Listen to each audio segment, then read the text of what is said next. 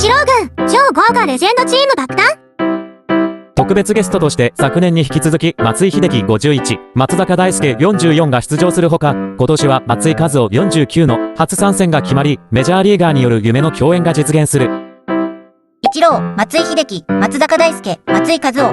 90年代から0年代まで前半のスター揃いやな。筆通9期やな。熱いな。レジェンドだらけやん。一夫はまだバリバリ動けそう。秀喜松井の代わりに和夫か思ったら、秀喜松井もまた来てくれるんやな。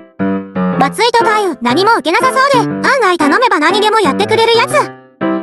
松井、去年は一郎の51歳の誕生日だから特別。